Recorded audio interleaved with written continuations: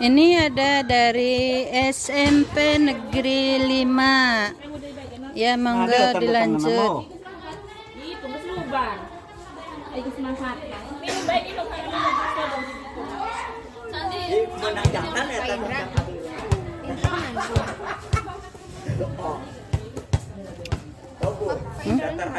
Ayo Bu Anggi daftar hadir dulu.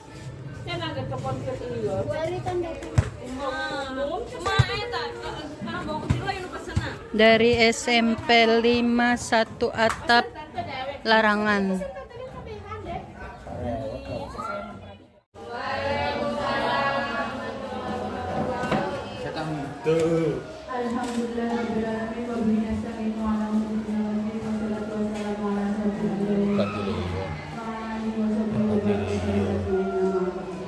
Pertama-tama marilah kita panjatkan puja dan puji syukur kehadirat Allah Subhanahu wa taala yang telah memberikan rahmat kepada kita sehingga kita dapat berkumpul dalam acara diseminasi budaya positif yang akan dilakukan oleh CGP Angkatan 8.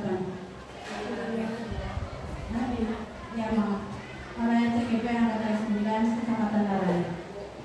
Salawat serta salam marilah kita berikan kepada Rasulullah kita yang besar Muhammad sallallahu alaihi wasallam. Mudah-mudahan kita sebagai umatnya akan mendapat syafaat di hari kiamat nanti. Untuk susunan acara pada pagi hari ini, yang pertama pembukaan, yang kedua sambutan, yang ketiga acara inti, dan yang keempat penutup. Untuk acara yang pertama yaitu pembukaan, marilah kita buka dengan bacaan basmalah bersama-sama.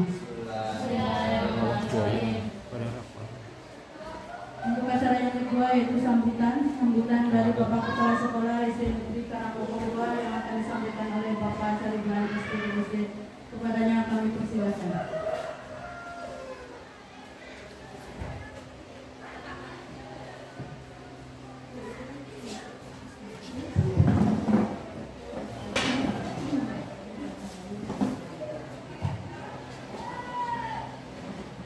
Assalamualaikum warahmatullahi wabarakatuh.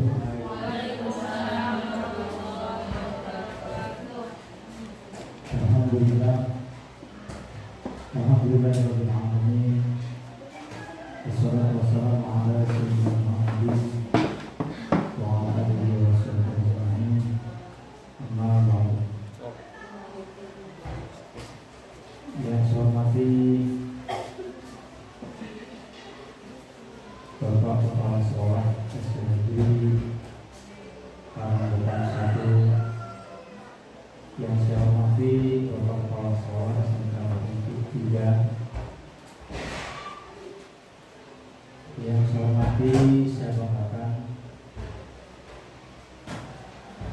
sahabat guru penggerak angkatan 9, yang saya hormati, saya banggakan dengan dua guru dari SMP Karangpokok 1, Karangpokok 2, dan Karangpokok 3. Juga dari SMP Negeri 5 Larangan.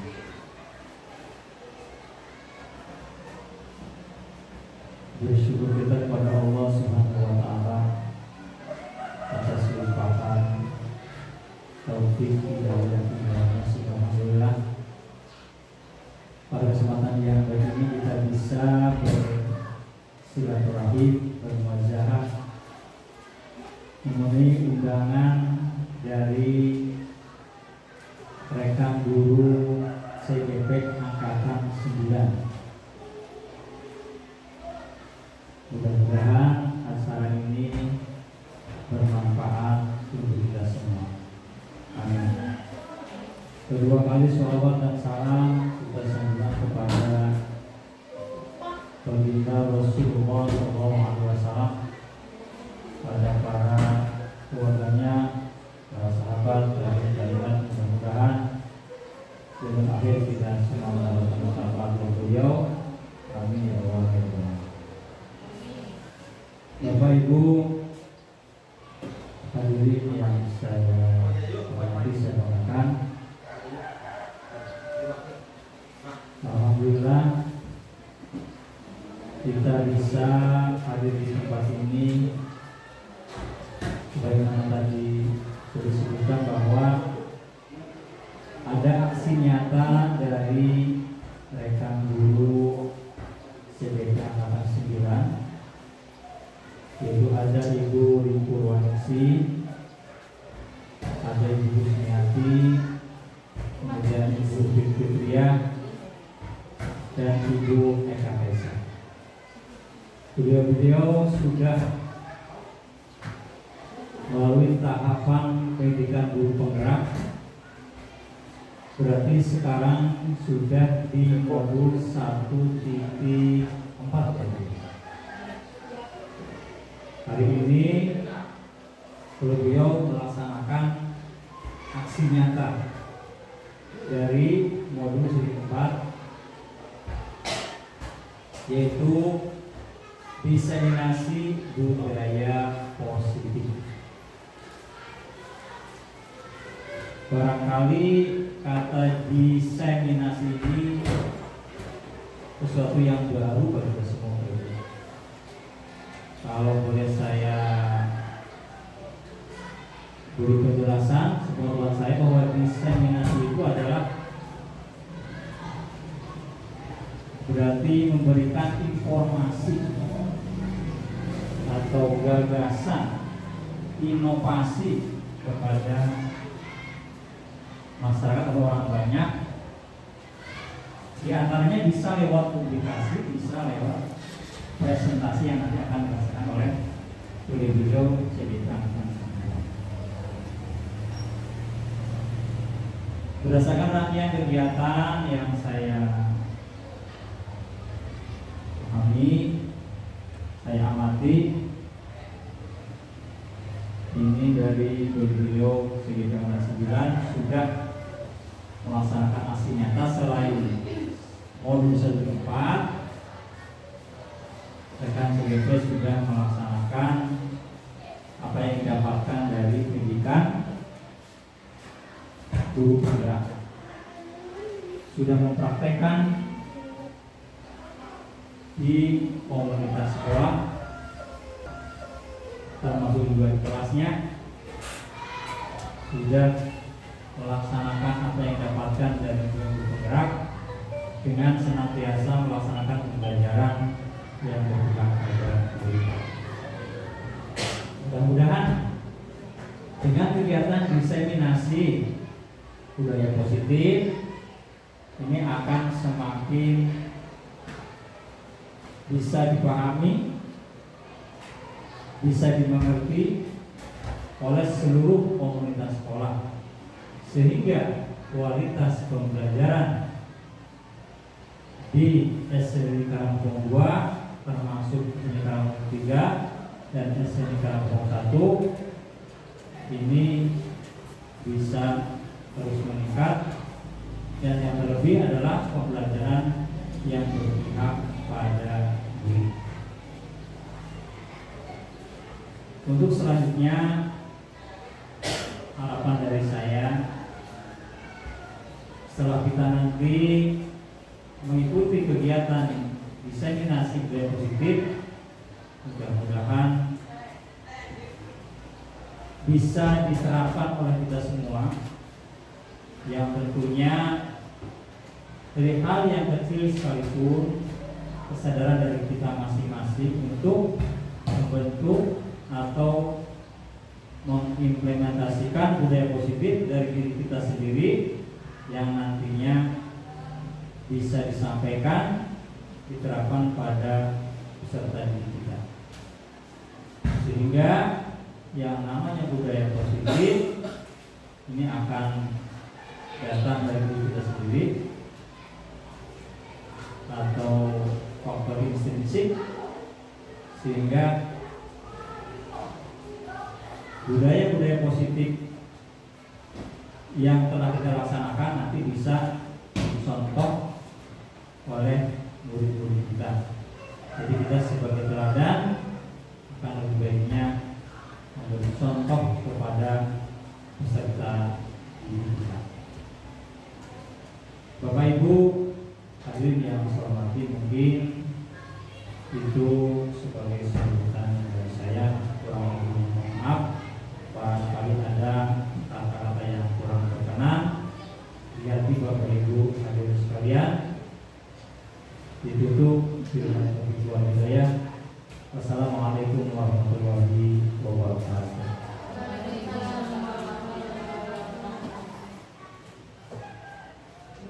Diseminasi budaya positif yang akan disampaikan oleh Kusnyati CGP Angkatan 9 Kabupaten Kudus. Kepadanya kami persilakan. Baik, terima kasih. Assalamualaikum warahmatullahi wabarakatuh. Waalaikumsalam warahmatullahi wabarakatuh. Masih semangat Ibu Bapak? Masih ya? Jangan ngantuk ya. Oke, terima kasih kepada Bapak Ibu yang sudah hadir menyempatkan datang ke sini di acara diseminasi budaya positif yang akan saya sampaikan. Diseminasi itu tadi sudah Bapak Cariban sampaikan bahwa diseminasi itu adalah pengimbasan ya Bapak Ibu. Bukan berarti saya di sini sudah bisa, tetapi saya hanya menyampaikan sedikit pemahaman saya tentang modul 1.4 yaitu tentang budaya positif di pendidikan guru penggerak angkatan 9. Perkenankan saya akan sedikit menyampaikan tentang materi ini. Yang pertama yaitu tentang budaya positif. Budaya positif itu apa ya? Ternyata budaya itu nilai-nilai atau keyakinan dan kebiasaan yang ada di sekolah yang berpihak pada murid sehingga murid dapat berkembang menjadi pribadi yang kritis, penuh rasa hormat dan tanggung jawab. Tentunya rasa tersebut kepada siapa? Ya kepada sesama teman maupun bapak ibu guru, kepala sekolah di sebuah warga yang ada di sekolah. Selanjutnya itu budaya positif di SD kita. Itu yang pertama adalah Jumat sehat ya, melakukan senam bersama pada hari Jumat, yaitu pada setiap bulan di minggu pertama. Kemudian yang di bawahnya itu adalah makan bersama. Makan bersama itu juga dilaksanakan pada hari Jumat. Biasanya kita melaksanakan tersebut itu di keluar dari sekolah jalan-jalan. Nah, itu membawa bekal minuman dari rumah masing-masing, nanti dimakan bersama di sana. Kemudian selanjutnya itu bersalaman kepada bapak ibu guru. Selanjutnya melaksanakan piket bersama, itu adalah budaya positif juga. Dan yang terakhir itu yang ada di teras itu sedang Jumat Barokah ya Bapak ya. Jumat Barokah di minggu terakhir pada setiap bulannya. Itu membacakan surat-surat pendek dari kelas 1 sampai kelas 6 diadakan di teras depan sekolah. Selanjutnya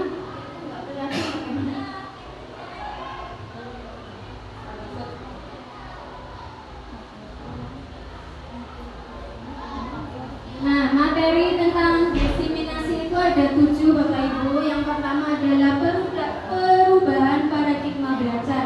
Yang kedua disiplin positif dan nilai-nilai kebajikan.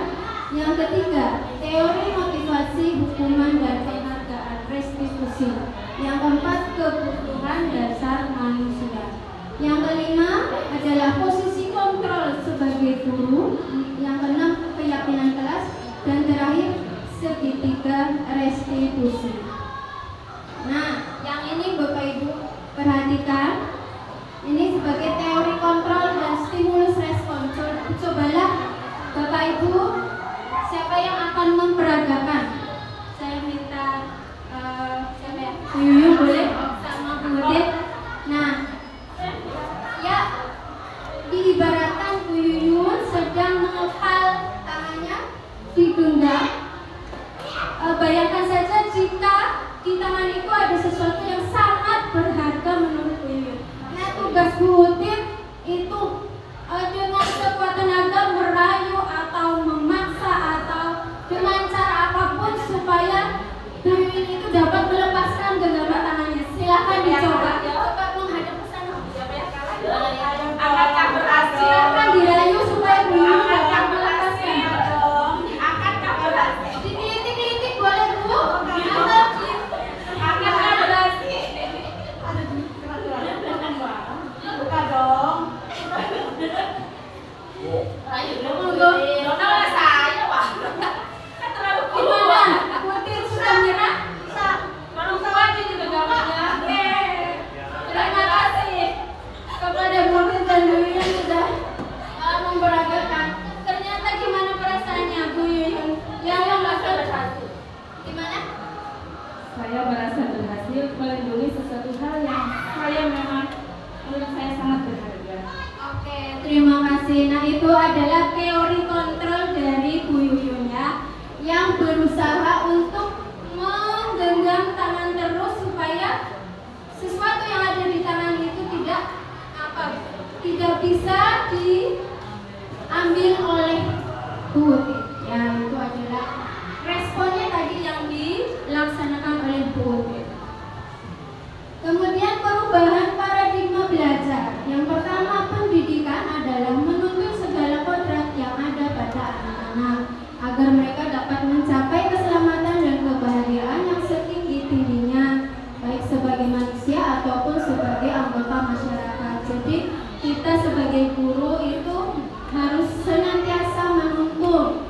Jangan pernah kita merasa lelah ya Bapak Ibu. Tetapi ada kalanya yang kita tetap saja berusaha agar peserta didik yang ada di lingkungan sekolah kita nantinya akan menjadi manusia yang bahagia, yang sukses untuk bisa menghadapi situasi kondisi nanti pada saat mungkin mereka sudah dewasa ya Bapak Ibu. Yang kedua, pendidikan berpusat pada murid. Yang ketiga, pendidikan berdiferensiasi sesuai dengan potensi murid dengan melihat kodrat alam dan kodrat zamannya. Jadi kita sebagai guru itu harus bisa menyesuaikan zaman sekarang. Jangan kita jadi guru jadul ya Bu ya. Nah, yang keempat, penerapan disiplin positif tanpa ada hukuman. Lagi-lagi hukuman harus sesuai dengan profil belajar Pancasila. Ada berapa Bapak Ibu? Ada? Nah, yang pertama kelihatan nggak? Ya, beriman dan bertakwa kepada Tuhan Yang Maha Esa dan berakhlak mulia. Yang kedua, berkebinekaan global. Yang ketiga, mandiri. Terus bernalar kritis. Terus kreatif dan gotong royong. Nah, itu harapan kita. Kemudian disiplin positif dan nilai-nilai kebajikan. Apa itu disiplin? Nah, menurut KBBI berarti tata tertib atau ketaatan pada sebuah peraturan. Sedangkan yang berasal dari bahasa Yunani itu disiplinnya yang berarti belajar atau berlatih. Kemudian disiplin sering dihubungkan dengan hukuman untuk pelanggaran yang ada. Nah, ini disiplin menurut Ki Hajar Dewantara.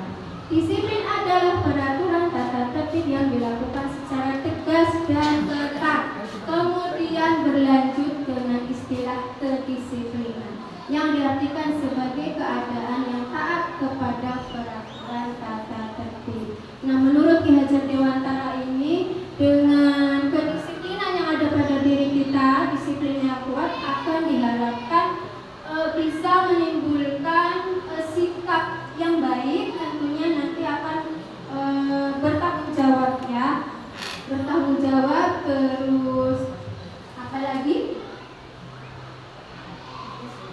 Apa Bu Utit? Bu Utit ternyata kurang konsentrasi ya, kritis. Selanjutnya, ini disiplin positif merupakan salah satu penerapan disiplin yang bertujuan untuk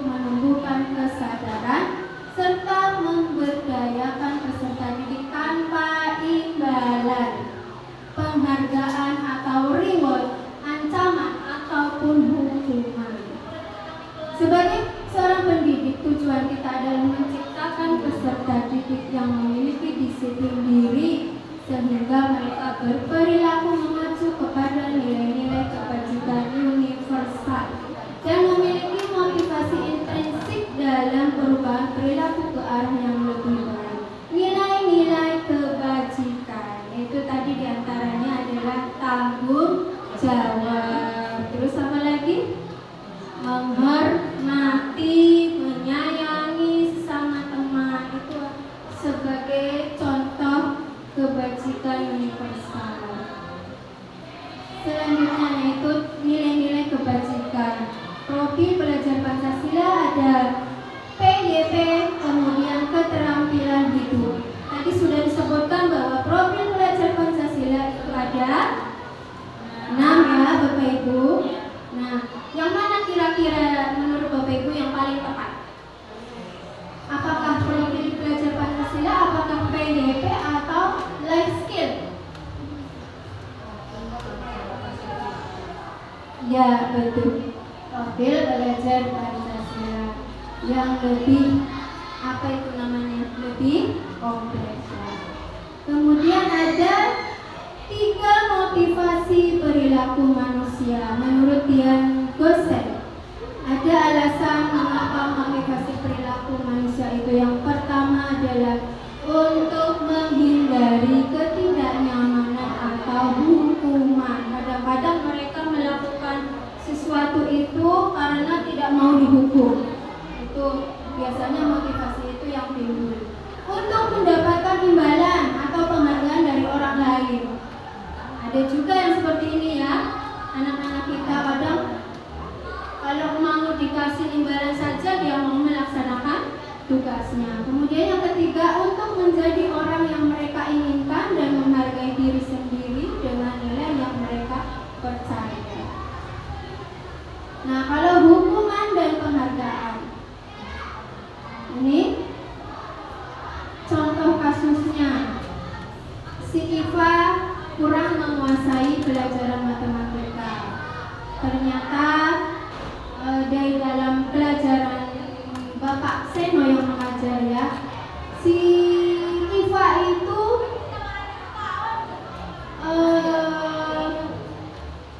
lebih banyak berdiam diri karena dia merasa pelajaran matematika dia nggak mampu.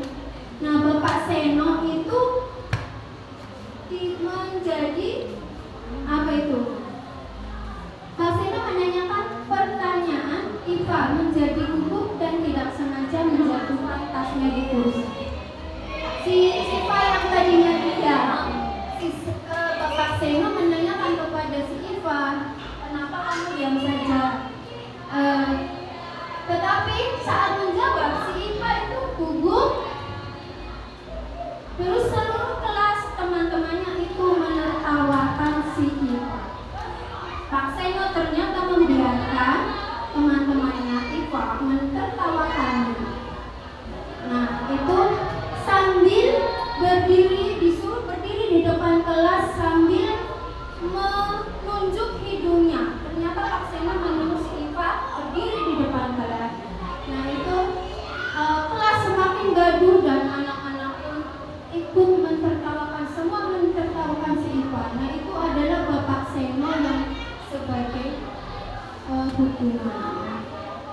Kemudian itu ada perbedaan hukuman, konsekuensi, dan restitusi. Kalau hukuman itu adalah tiba-tiba, secara tiba-tiba. Kemudian murid tidak tahu apa yang akan terjadi. Selanjutnya bersifat satu arah, kemudian berupa hukuman fisik atau psikis. Kalau konsekuensi tidak terencana, murid tidak tahu apa yang akan terjadi, bersifat satu arah, berupa hukuman, hampir sama dengan hukuman tetapi ada bedanya. Restitusi, proses menciptakan kondisi bagi murid untuk memperbaiki kesalahan. Proses kolaboratif yang menggerakkan murid untuk mencari solusi, tentunya kolaboratif dengan siswa yang bermasalah dengan Bapak Ibu gurunya.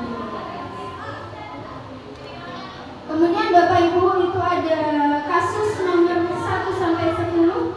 Ini apakah termasuk hukuman atau konsekuensi? Yang pertama, mencatat 100 kali di dalam buku dengan kalimat saya tidak akan terlambat lagi karena terlambat ke sekolah. Kira-kira itu hukuman atau konsekuensi? Bisa dijawab, Bu Eka?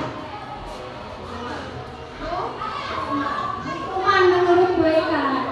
Nah, itu ada menulis 100 kali. Itu adalah hukuman. Yang kedua, lari mengelilingi lapangan basket 2 kali karena terlambat hadir di sekolah. Gimana Bu Cucu? Lari iya, betul. Hukuman. Yang ketiga, membersihkan coretan yang dibuatnya di meja tulis. Membersihkan, misalkan dia tadi menulis sesuatu, nah dia itu membersihkannya. Kira-kira hukuman atau konsekuensi? Konsekuensi. Ya, betul sekali. Yang keempat, siapa yang bisa di sini Bapak Ibu? Murid diminta untuk push up 15 kali karena tidak menggunakan masker ke sekolah. Disuruh push up Bapak Ibu. Apakah Bapak Ibu suka menyuruh push up kepada anak didiknya? Ya. Oh, alhamdulillah kalau begitu. Kalau Bapak Ibu suruh push up berarti Bapak Ibu adalah seorang penghukum. Yang kelima, menggantikan kertas tugas teman yang telah dicoret-coret. Ada si Lulu misalkan mencoret-coret, tapi dia bertanggung jawab menggantikan kertasnya. Gimana? Kira-kira apa itu?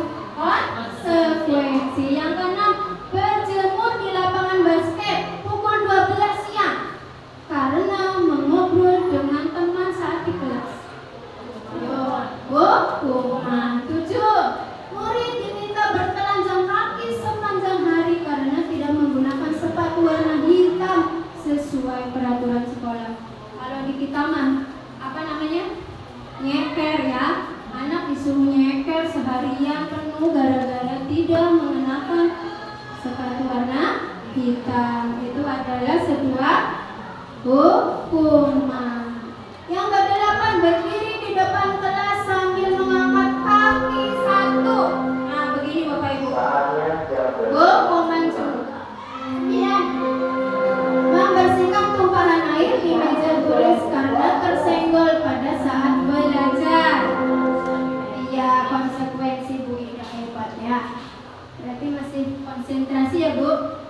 10 kehilangan 10 menit jam istirahat untuk mengerjakan tugas karena terlambat datang dan tertinggal pelajaran. Misalkan Bu Yuyu sudah mulai di lapangan, sudah mulai pelajaran 10 menit, tetapi ada si Iman misalkan dia datang terlambat. Kehilangan 10 menit, dia tidak istirahat karena mengerjakan tugas. Ini adalah suatu apa Bu? Hukuman apa konsekuensi Bu? Konsekuensi.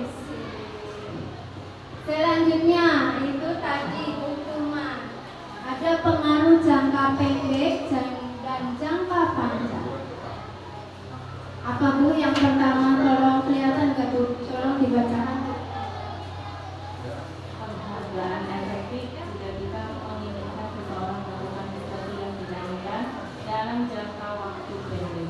Ya, betul. Penghargaan efektif dapat menjadi efektif jika kita menginginkan seseorang melakukan sesuatu yang kita inginkan dalam waktu pendek. Jika kita menggunakan penghargaan lagi dan lagi, maka orang tersebut akan bergantung pada penghargaan yang diberikan serta kehilangan motivasi dari dalam. Jika terus dikasih permen atau dikasih uang terus menerus, nanti akan ketagihan ya. Kemudian jika kita mendapatkan penghargaan untuk melakukan sesuatu yang baik, maka selain kita senantiasa berharap mendapatkan penghargaan tersebut lagi, kita pun menjadi tidak menyadari tindakan yang kita itu di bawah. yang kita lakukan. Selanjutnya, ini restitusi. Restitusi adalah proses menciptakan kondisi bagi murid untuk memperbaiki kesalahan yang mereka lakukan, sehingga mereka bisa kembali pada kelompok mereka dengan karakter yang lebih kuat. Restitusi juga merupakan proses kolaboratif yang mengajarkan murid untuk mencari solusi untuk masalah mereka dan membantu murid berpikir tentang orang seperti apa yang mereka inginkan dan bagaimana mereka harus memperlakukan orang lain. Selanjutnya yaitu kebutuhan dasar manusia. Kebutuhan dasar manusia yaitu apa? Segala sesuatu yang kita lakukan untuk mendapatkan apa yang kita inginkan. Seluruh tindakan yang kita lakukan memiliki tujuan tertentu dan semua usaha terbaik yang kita lakukan adalah dalam rangka agar kebutuhan dasar kita itu terpenuhi. Selanjutnya, ini ada ilustrasi. Ibu guru wali kelas A namanya Ibu Ambar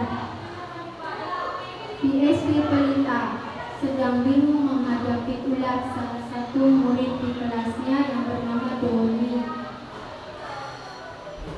Ternyata mengeluhkan Doni yang seringkali meminta bekal makanan, makan siang dengan paksa kepada temannya. Nah, jika Bapak Ibu menghadapi situasi seperti Ibu Ambar, apa yang akan Ibu lakukan? Menurut Ibu Bapak, kira-kira alasan Doni apa melakukan seperti itu? Si Doni memaksa meminta makanan kepada orang lain. Nah, ini mungkin dia sanggulnya sedikit, mungkin dia hanya bawa beberapa saja ya. Ternyata ini di sini ada kemungkinan jawabannya. Si Doni melakukan perbuatan seperti itu. Dia merasa hebat, bisa mengambil makanan temannya. Kemudian Dani senang melihat wajah teman yang diambil makanan. Dia itu malah senang jika misalkan temannya itu ada yang nangis, reaksi apapun itu si Dani itu ternyata senang. Kemudian Dani merasa senang diberi oleh temannya, yang diberi balik. Pengennya dikasih terus. Dianya maunya gratisan, mungkin seperti itu. Dani tidak punya makanan, nah mungkin bekal Dani itu habis. Nah, Dani bosan makanan yang ada ingin punya temannya, dia bosan dengan makanannya, akhirnya dia memaksa meminta bekal makanan dari teman. Nah, ini ada lagi. Anto jarang sekali hadir di pembelajaran, dan pada saat hadir pun Anto seringkali terlambat. Hal ini sudah sangat mengganggu murid yang mengikuti pelajaran. Kemudian bila kita menghadapi si Anto, penerapan disiplin yang seperti apa yang akan kita lakukan? Nah, ini kira-kira seperti ini ya Bapak Ibu. Pertanyaannya, jawabannya bisa kelihatan Ibu? Enggak? Oh, ngantuk ya Ben? Ini? Ini? Itu jangan dua. Jangan ngantuk ya Ben. Kamu selalu terlambat, patuhi aturan atau awas saya butuh. Nah, biasanya adalah yang seperti ini. Kamu selalu saja terlambat. Ibu sangat kecewa sekali dengan kamu. Berapa kali sih Bapak harus memberitahu kamu ya supaya kamu jangan terlambat? Gimana coba kalau orang tua kamu tahu kamu terbuat seperti ini? Ayolah, bantu demi Bapak ya.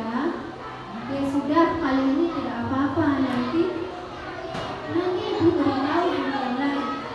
Apa yang telah kamu lakukan? Sanksi atau konsekuensinya apa? Konsekuensinya apa? Yaitu kira-kira jawaban dari kasus yang tadi. Nah, ini dia. Kita sebagai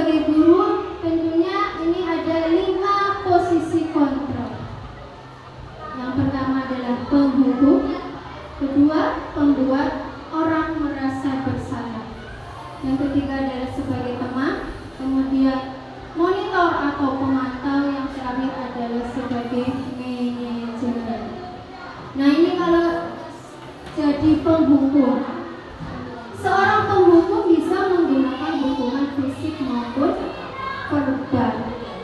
Ini contoh kasusnya yang tadi, dengan bahasa tubuh yang matanya melotot, jarinya menunjuk-nunjuk siswa dengan menghardik, menghardik siswa, menunjuk-nunjuk, hei kamu.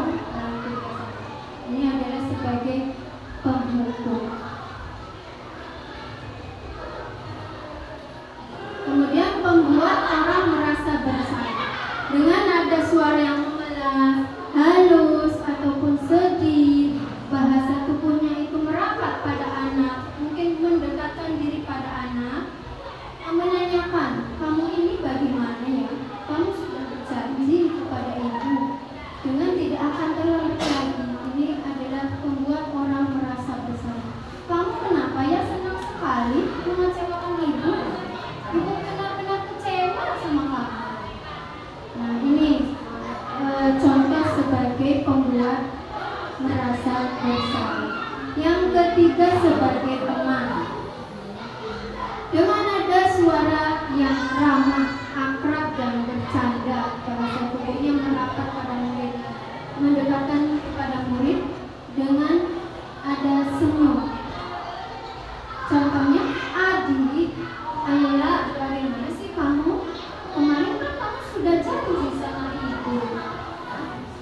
Kenapa terlambat lagi? Nah, itu adalah sebagai ya sudah, tidak apa-apa, duduk dulu sana. Itu adalah sebagai teman. Selanjutnya sebagai pemantau, suaranya datar, bahasa tubuhnya pun normal. Ya. Adi, tahukah kamu jam berapa kita mulai? Nah ini sebagai pemantau. Tahu Pak, kamu terlambat 15 menit. Apakah kamu sudah mengerti apa yang harus dilakukan bila terlambat? Ini ya Bapak Ibu sebagai pemantau. Kemudian akibatnya kepada murid. Murid memahami sanksi yang harus dijalankan karena telah melanggar salah satu peraturan sekolah. Guru tidak menunjukkan suatu emosi yang berlebihan, menjadi marah atau membuat merasa berbuat salah. Murid tetap dibuat tidak nyaman. Nah itu sebagai pemantau. Kemudian yang terakhir sebagai manajer, nada suaranya tulus, bahasa tubuhnya tidak kaku dan mendekat kepada murid. Biasanya si guru itu bertanya, kenapa? Apakah kamu mengetahui jam berapa sekarang? Tahu Pak? Ya, kenapa kamu terlambat? Kira-kira bagaimana apa yang akan kamu perbaiki dari masalah ini? Itu ya sebagai manajer. Si siswa itu bisa menanyakan teman saya Pak untuk mengejar tugas yang tertinggal. Si siswa menyadari kesalahannya, ya, tidak Pak, saya bisa hadir tepat waktu. Baik, saya hargai usahamu untuk memperbaiki diri.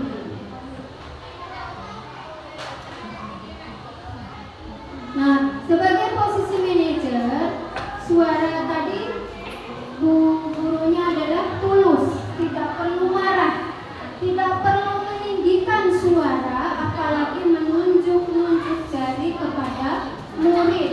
Tidak juga sambil pegang apa ini, pinggang ya, berkacak pinggang atau bersikap seolah-olah menyesal, tampak sedih sekali akan perbuatan murid. Itu manajer, fokusnya adalah pada murid, bukan membahagiakan guru ataupun orang tua murid. Murid sudah mengetahui adanya suatu masalah dan sesuatu perlu terjadi. Itu manajer. Nah ini keyakinan kelas dan peraturan kelas. Kalau keyakinan kelas itu adalah kesepakatan yang diyakini bersama oleh guru dan murid selama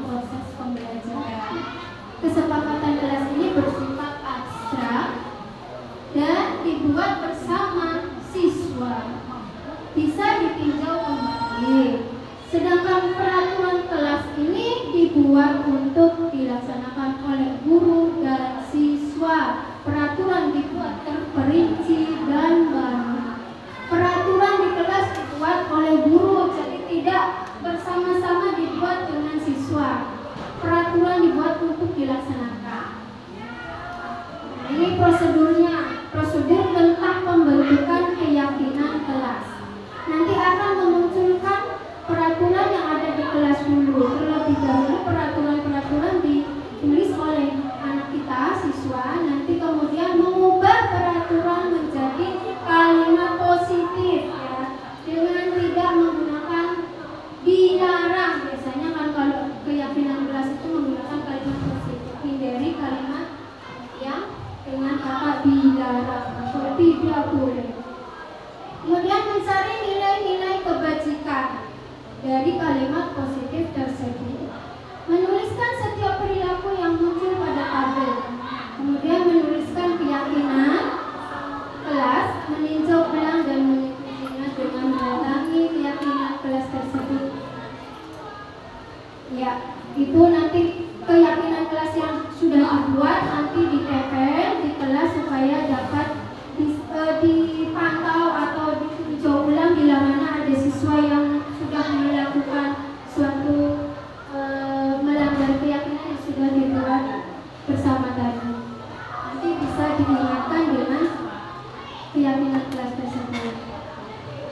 Nah, dari peraturan kelas akan membentuk suatu keyakinan kelas, kemudian nanti bisa terbentuk menjadi lingkungan yang positif di kelasnya dan bisa lebih melebar lagi ke budaya positif, mungkin budaya di sekolah ataupun budaya di luar lingkungan sekolah, yaitu diharapkan dapat terjadi budaya positifnya. Kemudian lagi segitiga restitusi. Apa sih itu segitiga restitusi? Itu bentuknya segitiga, ya Bapak Ibu. Suatu proses dialog yang dijalankan oleh guru agar dapat menghasilkan murid yang mandiri dan penuh rasa tanggung jawab. Yang pertama itu adalah menstabilkan identitas. Menstabilkan identitas biasanya guru itu akan menanyakan kepada murid yang telah melanggar suatu keyakinan yang sudah dibuat, itu menanyakan kepada murid bahwa setiap orang pasti pernah melakukan kesalahan. Kemudian kamu bukan satu-satunya orang yang pernah melakukan ini. Kemudian setelah itu validasi tindakan yang salah. Yang kedua, kamu tentunya punya alasan mengapa kamu melakukannya. Adakah cara lain yang efektif untuk mendapatkan apa yang kamu inginkan? Yang ketiga, yaitu terakhir, menanyakan keyakinan kelas. Keyakinan seperti apa yang telah kita sepakati bersama? Kamu ingin menjadi orang seperti apa? Nah, itu cara menerapkan segitiga restitusi. Kemudian tadi tindakan yang salah bisa dengan pertanyaan, kamu bisa saja bertindak lebih tepat dari ini. Kamu akan melakukannya tanpa suatu alasan tertentu. Kamu melakukannya karena mempertahankan suatu yang penting. Mungkin kamu bisa mempelajari suatu perilaku yang lebih efektif. Bersediakah kamu untuk mempelajarinya? Nah, ini menanyakan keyakinan. Bisa dengan pertanyaan sebagai kelas atau sekolah, apa yang kamu yakini? Nilai-nilai apa yang telah kita sepakati? Seperti apa gambaran sebuah kelas yang ideal bagi kamu? Kemudian apa yang kamu ingin? Kamu ingin menjadi orang seperti apa? Nah, ini termotivasi intrinsik atau motivasi dari dalam. Nah, kemudian Bapak Ibu, nah sampailah kita pada kata yang terakhir, yaitu terima kasih. Ya, itu kira-kira yang dapat saya sampaikan dari pemahaman saya dari modul pendidikan guru penggerak tentang budaya positif. Kiranya itu saja yang saya bisa sampaikan. Kurang lebihnya mohon maaf. Terima kasih pada Bapak Ibu semua. Assalamualaikum warahmatullahi wabarakatuh.